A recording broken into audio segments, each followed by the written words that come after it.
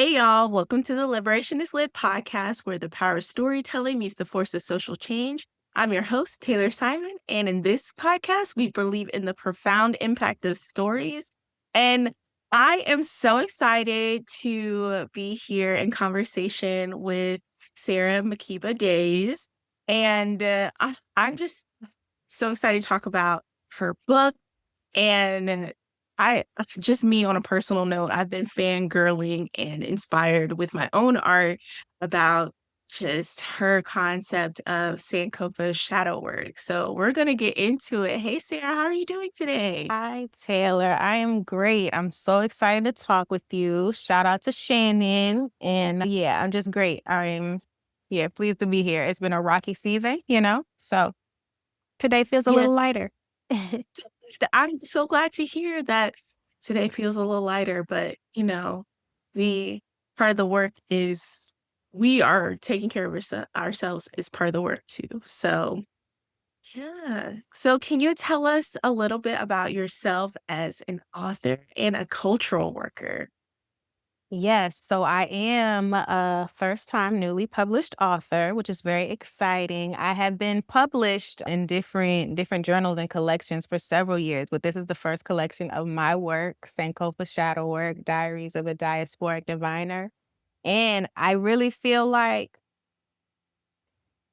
I wouldn't say it encompasses all, but it certainly speaks to my work as a cultural worker, my work as a diviner, as a public historian, as someone who intentionally archives and affirms Black life in the past, present, and future, someone who reveres and elevates our ancestors and is very intentionally in relationship with the land and our environment and where we are and our responsibility to these environments and to each other. So I move in and out of a lot of different things, but largely my work is to both go back and get it, but also go back and get it and propel it very, very, very, very, very far into the future with great intention. And it requires a level of embodiment in the present and a level of intention in the present that is easier said than done, but a lot of practice.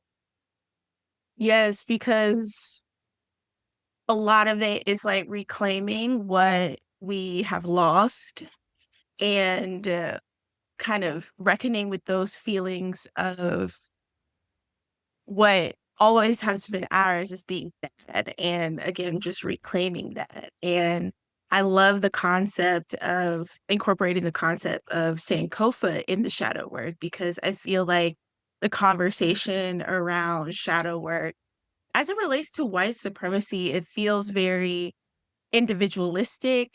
And I was just reflecting the other day about just seeing all of the like feeling grief for white people who are just like, oh, I just want to cut off my family and cut off my ancestors and just worry about me and my lineage going forward. And I felt grief for that because it's like, yes, there's a lot to feel that weight of, Yeah. but also like there's healing in healing that ancestral line too. So, and you talk a lot about that mostly with Black people in Sankofa Shadow Work. So tell us about the book and the inspiration, and why did you wanna put it out now? Thank you so much. So first, I want to say before I forget that to your point around white people and this grief around their inability to reconnect, some of the people that I work one-on-one with who sit with me to do ancestor work are white people. And outside of a one-on-one situation, I presented Sankofa Shadow Work to a group of facilitator trainees in this retreat facilitator training I've been in throughout the year. And the majority of the group is white. And it was fascinating to witness what the work ignited and activated in them as like all of a sudden these white people remembered that they had ancestors that came from somewhere else. All of a sudden they were kind of tapped into the things that they had lost, that they had given up, the stories that they just don't tell, not just around race, but even gender and sexuality. So I'm very fascinated by that because, as you said, this work centers us. This work is for Black and Indigenous people. This is for those of us who have been pushed furthest to the margins. It started as my graduate thesis. I am a public historian by degree, and my graduate work looked at how to heal epigenetic trauma in Black women via Afrofuturism. And after working on a plantation, I was a tour guide at McLeod Plantation Historic Site in Charleston, 2015 to 2016, which I can now recognize as an initiation. This period sent me into school with a particular awareness of the trauma that I was carrying, just living my life. 2016, when the police are just killing Black people, and also the correlations between this history that I was learning about our enslaved ancestors, about our African ancestors who had been enslaved, about the things that we had survived and navigated. And I'm like, oh shit, and we're carrying that as well. So it was like both, hallelujah to know that this is not all mine. I can stop pathologizing myself. I still have to remind myself to stop pathologizing myself. But also like, okay, now what? With this recognition that we have inherited these things. So my graduate work looked at exploring Afrofuturism as a path to healing epigenetic trauma. And it brought me to the work of Malidoma Somé, as well as, of course, Octavia Butler. And it was fascinating to read these two works in conversation, Octavia Butler's work and Malidoma Somé, who is an indigenous shaman from Burkina Faso, who was writing, memoir about the very, what we would call mystical and otherworldly realities of the Dagara people in Burkina Faso. And what certainly Octavia Butler called fiction, in the work that she was writing. And it was like, oh no, this this is real. Look, like the time travel is real. All the timelines are present at once for real. And we can heal backwards and forwards for real. And there's this evidence. So that was my graduate work. And when I finished school in 2018, unbeknownst to me, I just began the process of the praxis.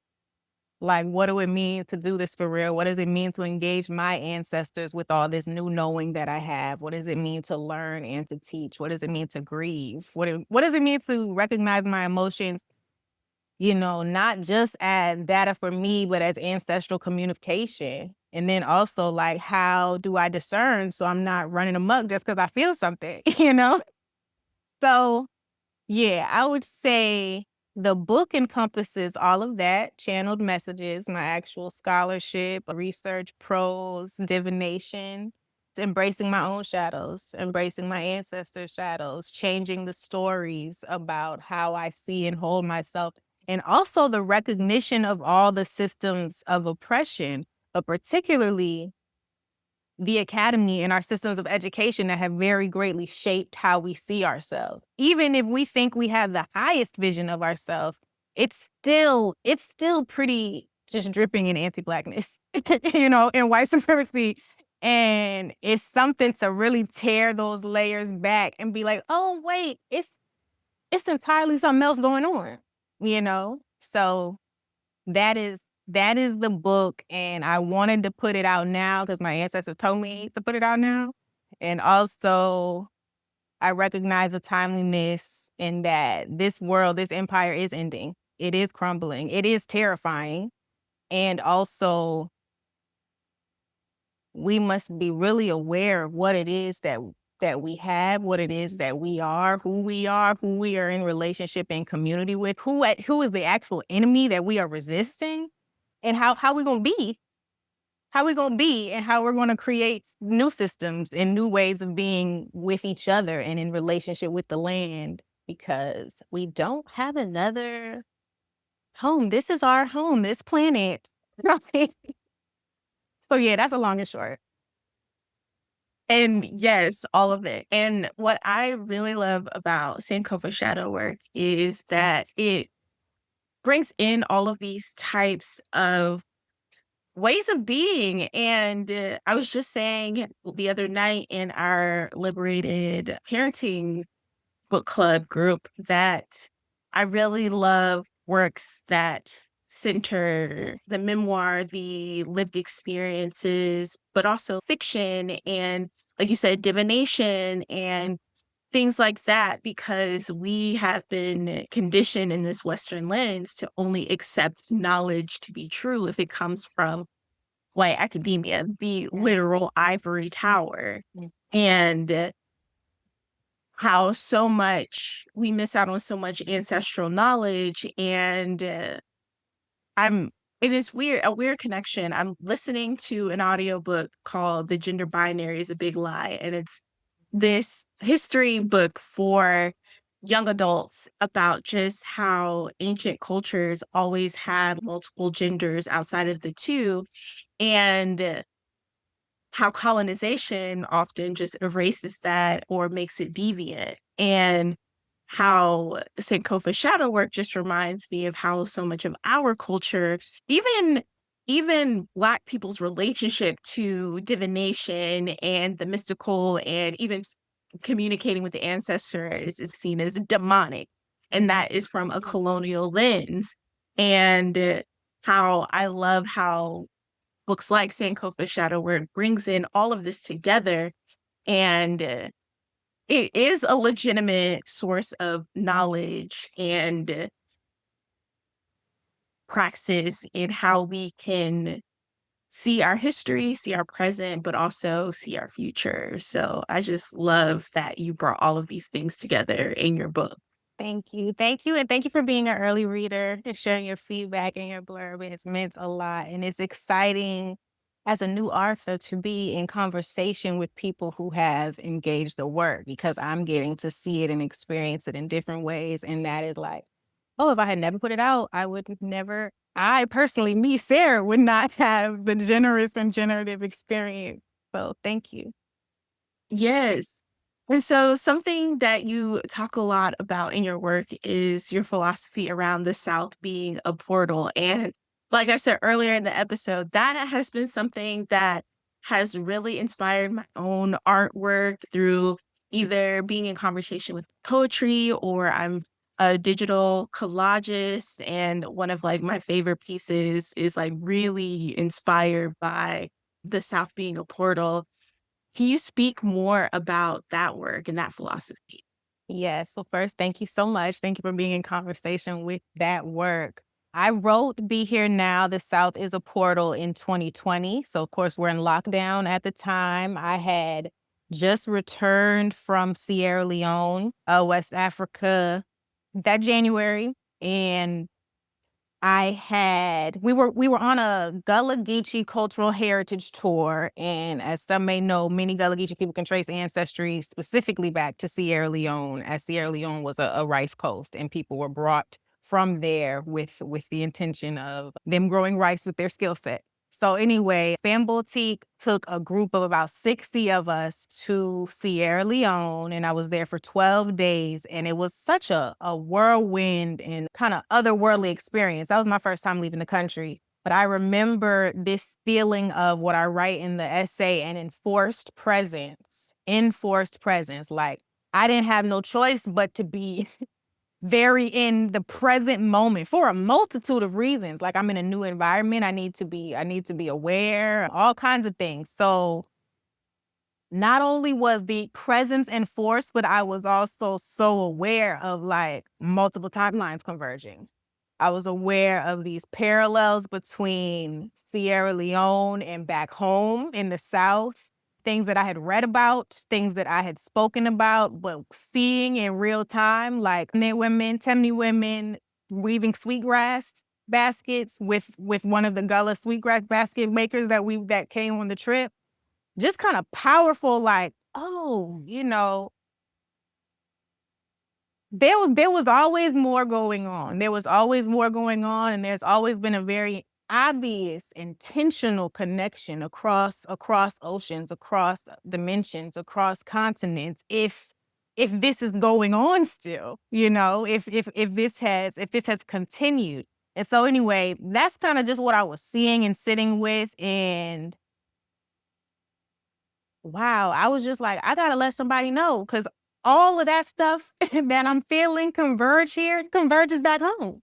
You know, it's all present there too. And actually, again, this is kind of, well, time is not linear, but recognizing a few years later, just again, how much the academy and literature has shaped how we and how I myself personally viewed myself as a Black Southerner, viewed the South with disdain or a sense of like pathology or like, downtrodden.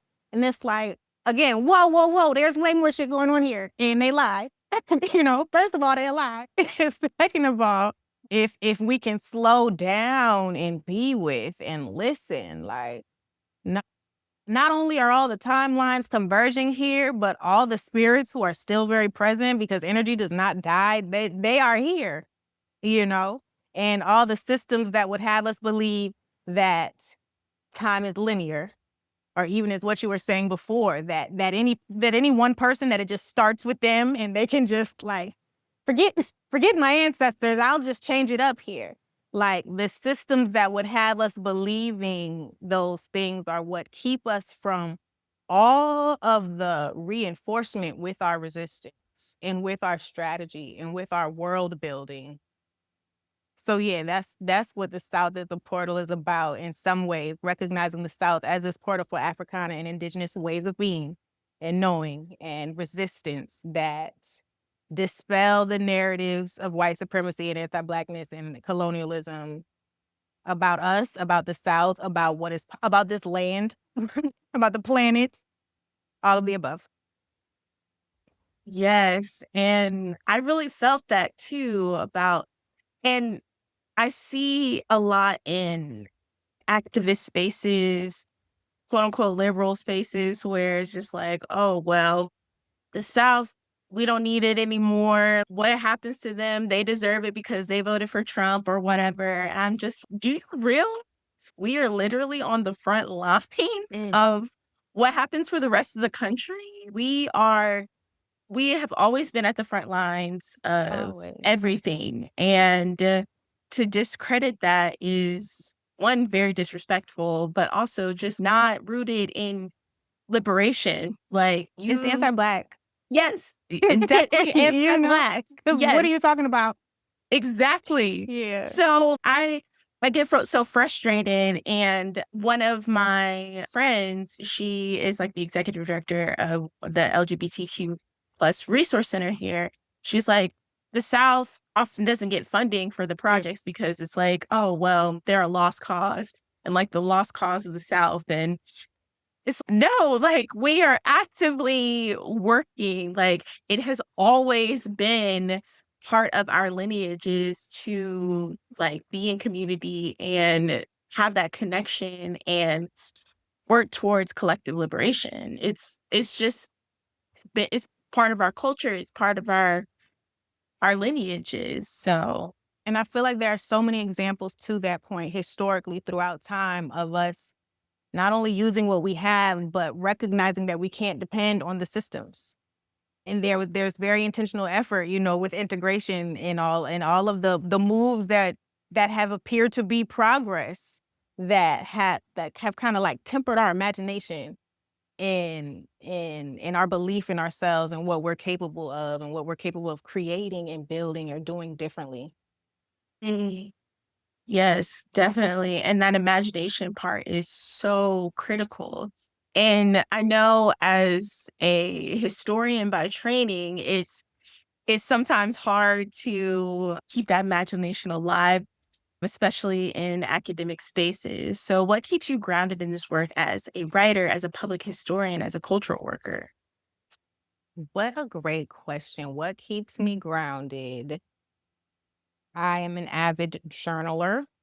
So it's very important for me to get the thoughts out of my head. And that medium is one of the mediums in which I conjure and create and build the things that I imagine. So writing, journaling, that is very much a grounding practice for me. Also walking, literally being in relationship with the environment around me as I walk, trying to kind of again be present with this knowing that everything is alive. Everything around us is alive. And remember that when I go outside, like how rude would it be to just not greet all the life? That's rude as hell. Don't come up in my house and don't say hello. And so those are things that I try to remember. I don't want to say too much on the violent white supremacist who is gone now, but I just remember thinking like, I didn't even know who this man was. And if I hadn't got on my phone, I wouldn't know at all. And that, it's a double-edged sword, and that there's a lot of things that I need to know that I wouldn't necessarily know if I didn't look at my phone.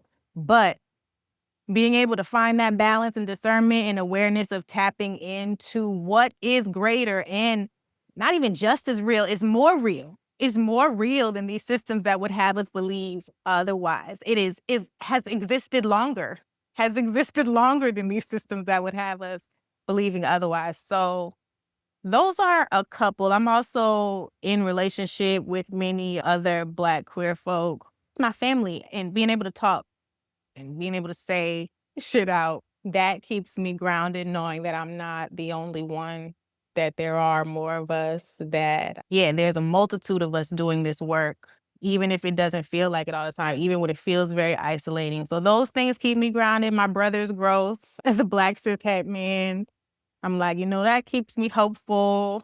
If that can happen, anything can happen, you know? So, and he's a wonderful human being. So being in relationship and witnessing others also grounds me in some ways. And again, being very intentionally in relationship with my ancestors. So spending time at my altar, but just being in conversation with them, being in ritual with them at all times. Kind of again recognizing how rude is it to just not acknowledge the multitude, the great cloud of witnesses walking with me. And it is in my journal practice. I was just recently spending time with a 23, 24-year-old Sarah, like the other day. I did not even know I had still so much shame and self-loathing around that time. And among the things that I was able to retrieve and reclaim as I changed up the story, as I gave her so much grace that she was needing, as I honored her, because, girl, look at us, was an awareness like, oh, I was very protected. And that's not to say that I didn't endure harm, that bad things didn't happen to me, that I didn't co-create situations that were harmful to me or others. But also, oh, there was a hand on me. My ancestors were absolutely there. And I can see now with these eyes when I go back, when I go get her, like, for all the times I felt like I was alone, I was not. I'm never, ever alone. Oh, thank you for sharing. And it was so funny. This morning, actually, I was like, well, I got a little bit of time meditating randomly. So I just set a 5-minute timer and I was just like sitting and breathing. Usually, this is something I don't do, especially if I gotta be somewhere because I'm always perpetually late. I was like, well, I got 5 minutes before actually have to leave. And so little 6-year-old Taylor came and I just hugged her. And there are just random times where she will come up and like she needs love. And there was one time where I was reading my journal and I was just like, I'm just giving you all the love you felt like you didn't have. And that was I was not expecting little 6-year-old Taylor to come up. I was just like, "Okay, just breathe and slow down and be still," and she just appeared, and I was just like, "Oh," because she felt safe enough to appear, Yes. and that was really powerful. And, yeah, I me just paying attention to a lot of those things because 'cause I'm like, I wanna be in conversations with my ancestors, I don't know how, and it's just like, "Be still, talk to them."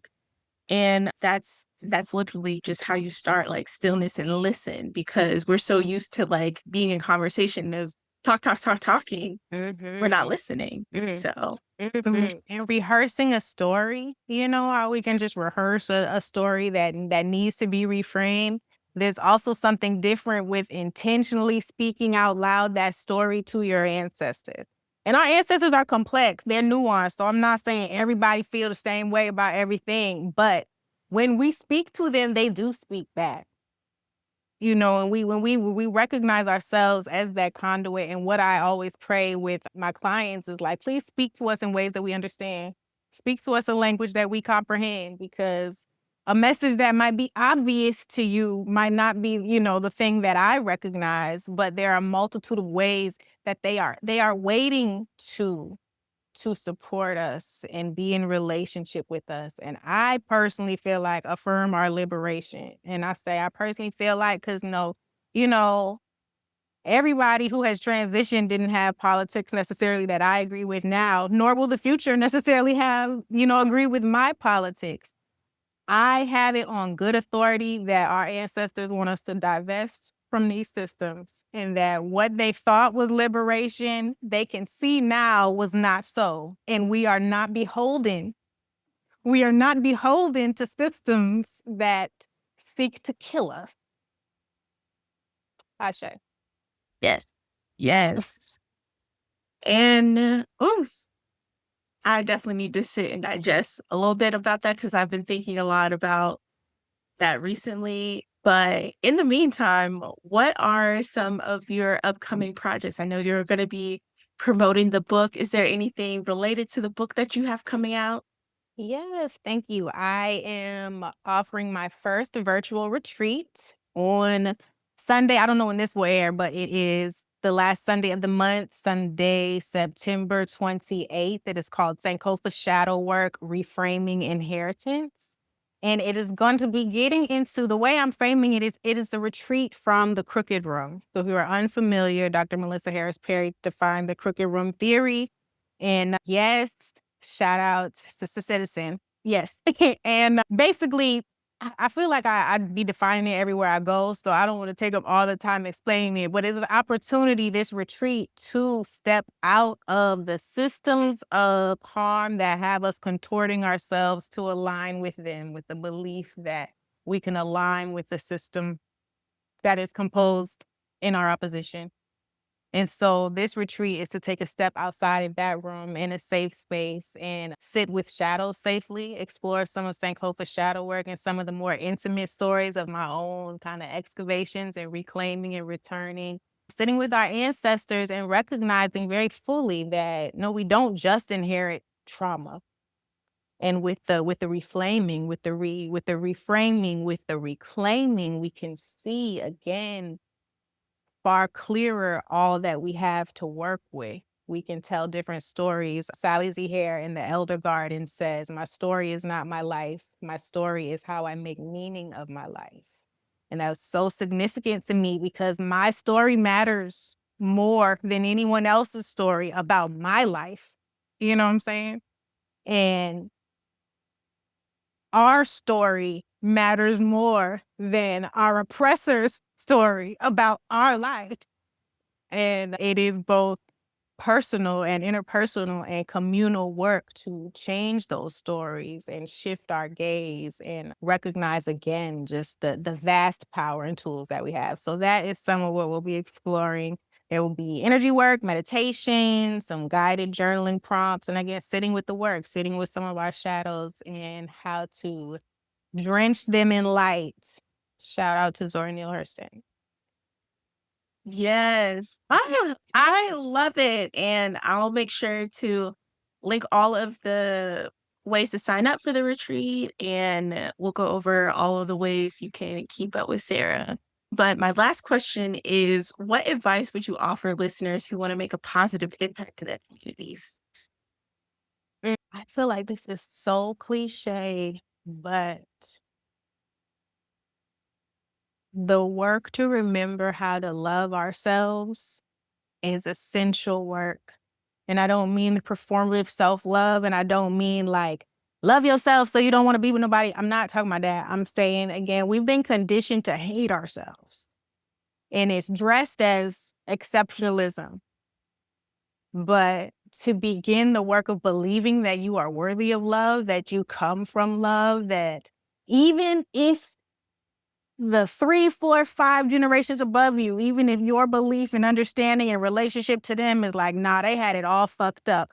There's far more that we are made of and that came together to create us here now. And that has such a shift.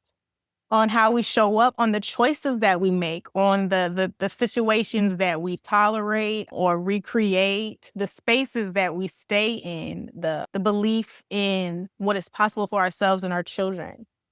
Our imagination kind of grows as we learn to love ourselves again. And most of, if you're honest, you can acknowledge, actually, I be hating myself most of the time. And that's that's on brand. you know? Like it is work. It is work to remember how to love ourselves, because I do believe that we come from love. So that is the advice that has come to me right now, because we need that love to ripple out. We need it to reconnect us with ourselves so that we can show up fully, all hands on deck. Yes. And in my study on liberation, the liberation starts with how we claim our liberation for ourselves and how we Ashe. talk to ourselves. And that's going to affect how we are in community with other people and just Yes. like you said, ripple out. So thank you so much for this amazing conversation. I've been like so excited to have this conversation for the longest time. Where can people keep up with you and your work and buy the book? Thank you so much. I was very excited and I'm pleased. I hope we remain in conversation. You can go to my website, saramakeba.com. I am selling books. So I'm selling books. You can also get books from the retailers, but the book doesn't release broadly to the retailers until October 24th. October 24th, you can purchase the book from anywhere. Until then, you can go to saramakeba.com and purchase the book from me.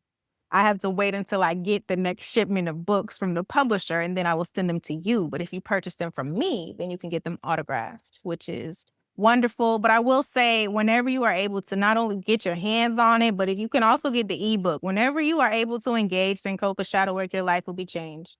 Whether you get to hold it in your hands, whether I've signed it, I have put so much love and so much ashe and so much magic and intention and activation into the work for this moment. You can find me on Instagram at Sara Makeba, Threads at Sara Makeba.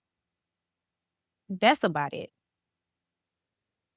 All right. And I will link all of those down in the show notes. Do you know if you can do pre-orders yet, or is it just releasing on October 24th? Oh, you can do pre-orders now, and it's Okay. good to do pre-orders from the other places Yes. as well. So yes, you can do Mhm. pre-orders from Amazon, from Barnes and Nobles, from all the places, and Mhm. that's a good look. Yes, and I will put all of those links in the show notes so Thank you you. can get the book. So thank you so much again, Sara, for being on the podcast. And thank you, listeners. If you have stories you want to share, want to suggest any topics, or just want to connect, you can find us on Instagram, Facebook, and TikTok at Liberation is Lit, or visit our website, liberationislit.com. If you enjoyed the episode, please consider leaving a review. And remember, your voice matters. And together, through the lens of stories, we're going to make a difference in the world. Until next time.